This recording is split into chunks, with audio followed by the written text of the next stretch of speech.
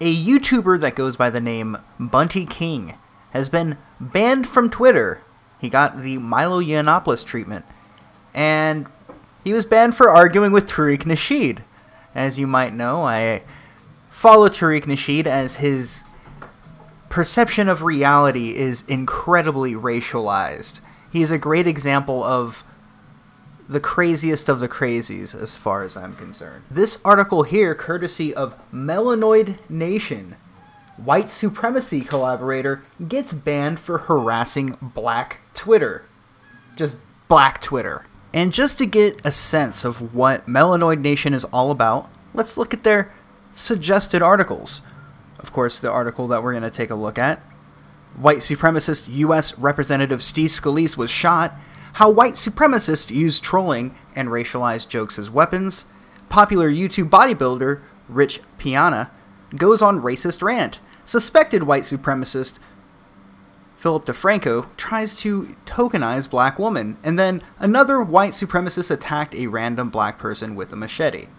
So as you can tell, they like to give people life advice on how to be a better person. Actually, they don't. They just like to focus on anything possibly racially motivated. The Melanoid Nation Foundation is a nonprofit organization founded to advocate for justice and human rights for melanoid people of African descent who have been adversely affected by systematic racism. We use classification of melanoid, aka Melanese, and Milano, to eliminate geographical boundaries when describing people of African descent who are in need of justice. Our mission: ensure an economic empowerment base for melanoid people who have been historically disempowered economically by systematic racism. Counter negative propaganda and campaigns against melanoid people globally. Ensure quality education for melanoid people globally. Ensure overall human rights for melanoid people worldwide. They didn't want to use globally. Again. I think it's safe to assume that this website is woke. But let's go ahead and take a look at the article. A relatively unknown Canadian internet troll of East Indian descent named Anand Virk, who trolls under the moniker Bunty King, was banned from Twitter this week. Virk, who acts as a mascot for white supremacist groups, tries to build his online reputation by harassing black people on Twitter while defending white supremacy. This tactic usually is an attempt to gain clicks and support from online racists. It's very common for white supremacists to get non-white collaboration to spew their ideology so that they can shield themselves from claims of racism. It's been a long part of the East Indian culture to collaborate with white supremacists against African people. Historically, one of the world's first skin tone caste systems originated in India. When the British colonized India, that caste system became more embedded into the national psyche of India. People like Mahatma Gandhi was a blatant racist who displayed vitriol against black people, and his anti-black views are very well documented. In modern times, there are white supremacist think tanks that prop up East Indian collaborators like Dinesh D'Souza, who built a career writing books that justify anti-black racism. Virk is a part of a growing crowd of non-white YouTube trolls who set up donation pages to receive payments from white supremacists for regurgitating racist talking points. After Bunty King was suspended from Twitter for his racial harassment of black Twitter users, several of his anti-black supporters tried to come to his rescue. One in particular was one of Virk's fellow Asian supporters of white supremacy, a writer named Ian Miles Chong. Chong, who was allegedly exposed as being a Nazi supporter, despite the fact that he is non-white, is part of a growing sentiment of Asians who collaborate with alt-right members and other white supremacist groups. Ian Miles Chong wrote an article supporting the racial antagonism of that name fucks with my head.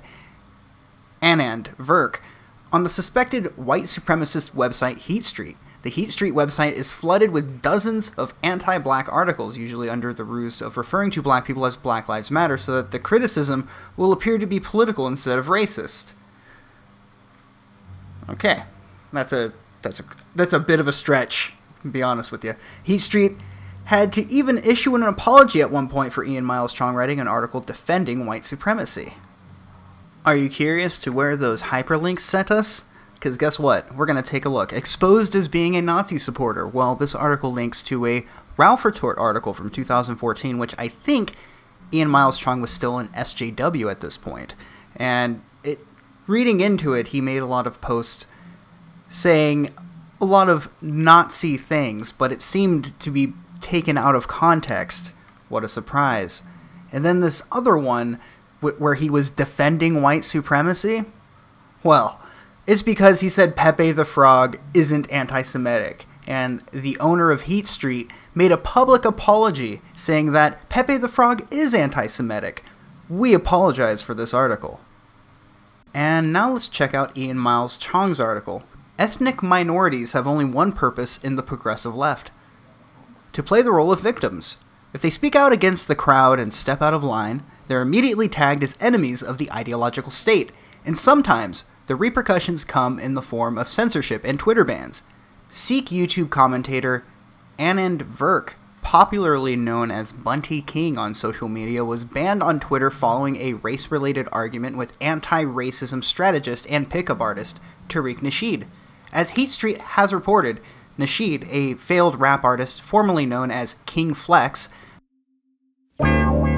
Oh yeah, niggas. We about to dedicate this one to all the G's that's been putting in work over all these years. We got love for all you niggas out there in the streets. See, in the Mackin game, there's a whole underworld that people don't even know about. You know, you hear this shit in rap songs, but people don't really go into the esoteric essence of the game. The number one rule of the game, like I said, you have to have integrity. You gotta have strong character. Spends most of his days arguing with people on Twitter and accusing anyone who disagrees with him of being a white supremacist, even those who aren't white. He is also rabidly pro-Bill Cosby, going as far as to dismiss the rape claims against the former celebrity as racism. And he has this little tweet here. In an attempt to act like this Bill Cosby trial wasn't racial at all, they had one of the accusers, who would pass for white, wear a huge afro. In a series of tweets and video replies, Virk took issue with Nasheed's sweeping statements on race and white supremacy, to which the professional sleaze responded by calling him a hapa, a derogatory term synonymous with half-breed. He uses the slur to refer to any non-white person who, in his estimation, perpetuates white supremacy by disagreeing with him. Lacking an argument, Nasheed proceeded to slam Virk's rebuttals by calling him a white supremacist for almost the entire day. He spent the rest of the time ranting about how black female cosplayers are bedwenches, a derogatory term he invented to refer to African American women who perpetuate white supremacy by dating outside their race. Following this brief detour, the woke warrior for social justice returned to defaming Bunty King by misrepresenting one of the YouTuber's many videos, claiming that he was dumping on black people and defending white supremacy. In the embedded video, Virk criticized social justice warriors, like Nasheed, for making wildly racist claims like white people invented racism, which Virk says caused him to lose brain cells. There's nothing controversial about anything Bunty King said, but views contrary to Nasheed's were enough to get him suspended from Twitter following mass reports. Strange as it may seem to most people, the social justice warrior has amassed a significant number of people who follow him to have their biases confirmed. Nasheed has no clue how to mount a legitimate argument, but what he lacks in ability, he makes up for in follower numbers and a verified account, allowing him to silence his opponents. Tariq Nasheed constantly tweets absolute moronic shit. If you're into reading some of the most mind-blowing, idiotic things you will ever read, follow Tariq Nasheed on Twitter. In fact, I'm willing to bet most of the people that follow him on Twitter do so under the guise of hate. Sort of like how the Young Turks just has a bunch of people that watch him that hate their fucking guts. It's strange, but I think a similar thing goes for Tariq Nasheed. I do think he's putting on a bit of a character, though. I don't think this is the actual human being. He seems way too much of a troll to be legitimate. It's insane, but I cannot imagine that he is an actual believer of some of the stuff that he says. It just doesn't make sense. However, it would make sense if he's doing all of this to get more attention. He's doing the whole Alex Jones thing, which, how I feel about Alex Jones is he's genuine, but he's embellishing and exaggerating every aspect, right? And that's sort of what Tariq Nasheed is doing. And for bonus points, Tariq sent this amazing tweet out. Look at this flowchart of white supremacy. This guy might need to get checked out for schizophrenia, because I think he might be legitimately insane. But maybe it'll just be fun watching him descend into madness. Well, I don't know. Let me know what your thoughts are. Feel free to let me know what you guys think in the comments, and I'll talk to you guys later.